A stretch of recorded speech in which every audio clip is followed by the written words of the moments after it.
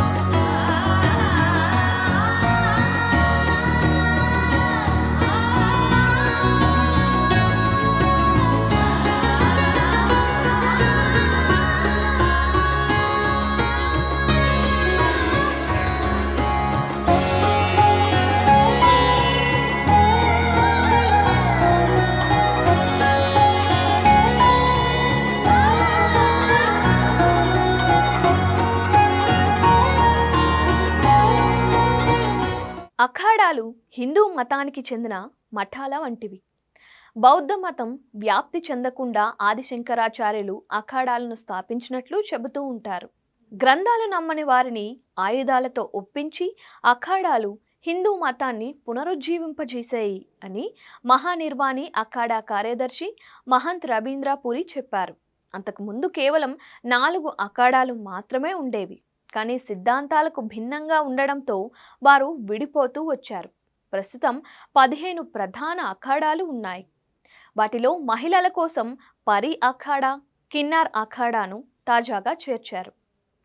మహాకుంభమేళాలో ప్రధాన ఆకర్షణ సన్యాసులు, నాగసాధువులే. ఈ సమయంలో ఆధ్యాత్మిక మతపరమైన అంశాలను వారు ఒకరికొకరు పంచుకుంటూ గ్రంథాలపై అధ్యయనం చేస్తారు. ప్రతి అఖాడాకు సొంతంగా దానికంటూ సాంప్రదాయం ఉంటుంది. అంతకుముందు అఖాడాల్లో ఎక్కువగా శివుణ్ణి, విష్ణువుని నమ్మేవారు. ప్రస్తుతం ఉదాసి, సిక్కు అఖాడాలు ఉన్నాయి. ఈ అఖాడాల్లో సుమారు 5 లక్షల మంది సాధువులు ఉంటారు. సన్యాసి ఏ వర్గానికి చెందినవారో ఆ వర్గం పేరుతో పాటు కొత్త పేరును జత చేస్తారు. సన్యాసిగా మారిన తరువాత కుటుంబంతో సంబంధ బాంధవ్యాలను వదిలేయాలి. చివరన తండ్రి పేరు పెట్టినట్లుగానే గురువు పేరును జత చేస్తారు. History professor doctor Ashok Tripathi Naga Sanyasiyon ka Itihas పేరుతో పుస్తకం కూడా రాశారు. ఈ పుస్తకంలో 3వ చాప్టర్లో వివిధ వర్గాలకు చెందిన సన్యాసుల నిబంధనలను వివరించారు. ఆ పుస్తకంలో వివరించిన నిబంధనలు ఈ విధంగా ఉన్నాయి. ఏ వ్యక్తి అయినా అఖాడాలో చేరాలి అన్నా లేదా నాగ సాధువులుగా మారాలి అన్నా నాగ సాధువు దగ్గర శిష్యరికం తీసుకోవాలి. శారీరకంగా ఎలాంటి లోపం ఉండకూడదు. సాధారణంగా 16 ఏళ్ల నుంచి 20 ఏళ్ల మధ్య వయస్సు ఉన్న యువకులు నాగ సాధువులుగా మారే దీక్షను ప్రారంభించవచ్చు. దీక్ష ప్రారంభించే సమయంలో వారి జుట్టును కత్తిరిస్తారు. మహాపురుష్ లేదా వస్త్రధారి అనే పేరు పెడతారు. సీనియర్ నాగసాధువు పర్యవేక్షణలో వారు శిక్షణ తీసుకోవాలి. ఈ సమయంలో వారికి వ్యక్తిగతంగా గురువు ఉండరు. కానీ అఖాడాలకు చెందిన ప్రధాన దైవమే వారికి అసలైన గురువు. శుభ్రపరచటం, వంట చేయటం, నాగఫణి వాయించటం, అస్త్రాల వాడుకలో శిక్షణ పొందటం వంటి ఆయనకు అప్పగించిన పనులన్నింటినీ నాగసాధువుగా మారాలి అనుకునే అనుభవం లేని సన్యాసి చేయాలి. ఆ తరువాత సీనియర్ నాగసాధువులు తమ శిష్యుల దీక్షను పట్టుదలను చూసి సంతృప్తి చెందితే నాగ దిగంబరులుగా దీక్ష చేయిస్తారు. ఇక వారు తిరిగి ఇంటికి వెళ్ళలేరు. ఈ అఖాడాలకు చెందిన మహంత్ వారితో ప్రమాణం చేయిస్తారు. అంతేకాక నాగ సాధువుగా మారేందుకు ఇతర నిబంధనలు కూడా ఉన్నాయి. తప్పనిసరిగా వాటిని తెలుసుకోవాలి. కుంభ సమయంలో 3 రోజులు ఉపవాస దీక్ష చేస్తూ మంత్రాలను జపించాలి. సొంతంగా శ్రాద్ధ కర్మలు నిర్వహించాలి. తన చేతులతో 21 తరాల వారికి పిండదానం చేయాలి.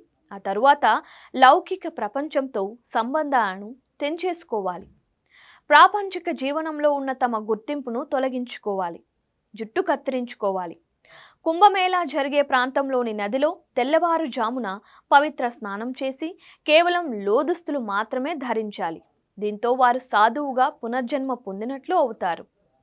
నాగ సాధువులు శరీరంపై ధూపం, భస్మాన్ని రాసుకుంటారు. శిక్షణ సమయంలో తాము తిరిగి సాధారణ సమాజంలోకి వెళ్ళాలి అనుకుంటే వెళ్ళొచ్చు. ఆలోచించుకునేందుకు సరిపడా సమయం కూడా ఉంటుంది.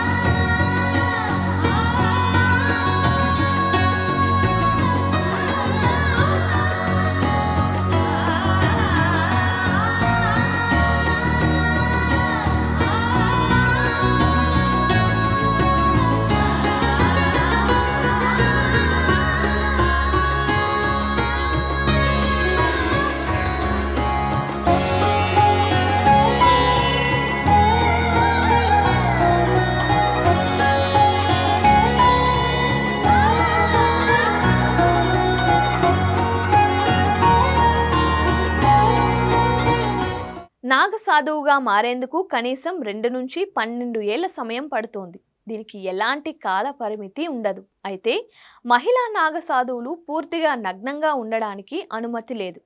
వారు కుంకుమ పువ్వు రంగులో వస్త్రాలు ధరించాలి. ఈ రంగు వస్త్రాలు హిందూ మతంలోని త్యాగాన్ని ప్రతిబింబిస్తాయి. అంతకుముందు ప్రయాగ్రాజ్లో జరిగిన కుంభమేళాలో మహిళా అఖాడాలకు గుర్తింపు లభించింది. మాయి అఖాడా పేరును సన్యాసిని అఖాడాగా మార్చారు. ప్రతి అఖాడాను వాటికి మహాధినేతగా భావించే మహామండలేశ్వర్ నిర్వహిస్తారు. ఏ హిస్టరీ ఆఫ్ ది దశనామి నాగ సన్యాసిన్ పేరుతో జదూనాథ్ సర్కార్ రాసిన పుస్తకంలో మహామండలేశ్వర్ను అంతకుముందు పరమహంసగా పిలిచేవారని తెలిసింది. అఖాడాలో 8 గదులు, 52 మఠాలు ఉంటాయి. అఖాడాల సైజును బట్టి దానిలో ఉండే సంఖ్య తక్కువగా ఉండొచ్చు. మహంత్ నేతృత్వంలో ప్రతి కేంద్రంలో మతపరమైన కార్యకలాపాలు నిర్వహిస్తారు. ప్రారంభ శతాబ్దాలలో ఈ మహంతుల ప్రాంతాలు హిందూ రాజుల నేతృత్వంలో ఉండేవి. ప్రతి రాజు సన్యాసులను గౌరవించేవారు. వారికి అవసరమైన సదుపాయాలు అందించేవారు. దీనికి ప్రతిగా నాగ సాధువులు రాజులకు సైనిక మద్దతును ఇచ్చేవారు. అలెగ్జాండర్ ఆక్రమణ సమయం నుంచే అఖాడాల సాంప్రదాయం ప్రారంభమైందని నమ్ముతూ ఉంటారు అని అలహాబాద్ యూనివర్సిటీకి చెందిన హిస్టరీ ప్రొఫెసర్ హేరామ్ చతుర్వేది అన్నారు.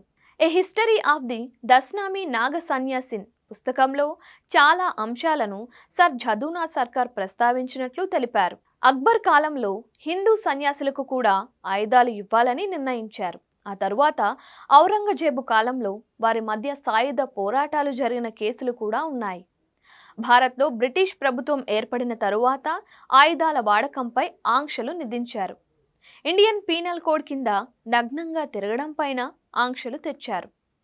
ప్రస్తుత కాలంలో నాగ సాధువులు పెద్ద సంఖ్యలో కుంభమేళా, మహాకుంభమేళా, శివరాత్రి వేడుకల్లో కనిపిస్తారు. వారి కార్యకలాపాలు చాలా వరకు అఖాడాలు, వాటి పరిసర ప్రాంతాలకు మాత్రమే పరిమితం అవుతాయి. ఒకసారి ఈ అఖాడాల్లోకి అడుగుపెట్టిన తరువాత కులాన్ని, మతాన్ని, వర్గాన్ని, వర్గ విభజనలను, వ్యక్తిగత ఆస్తులను, లౌకిక సమాజాన్ని, కోరికలను వదులుకోవాలి. దశనామీల్లో 4 ప్రధాన కేంద్రాలు ఉంటాయి. అవి గోవర్ధన్ పీఠం, శారదా పీఠం, శృంగేరి మఠం, జ్యోతిర్మఠం, పూరి, ద్వారకా, శృంగేరి, జ్యోతిర్మఠం దగ్గర ఉన్నాయి. గోవర్ధన్ పీఠం, శారదా పీఠం, శృంగేరి మఠం, జ్యోతిర్మఠలు ప్రకాష్, స్వరూప్, చేతన్, ఆనంద్ అనే దీక్షలను సూచిస్తాయి. వారు కొలిచే దేవుళ్ళు జగన్నాథుడు, సిద్ధేశ్వరుడు, ఆది, వారాహుడు, నారాయణుడు.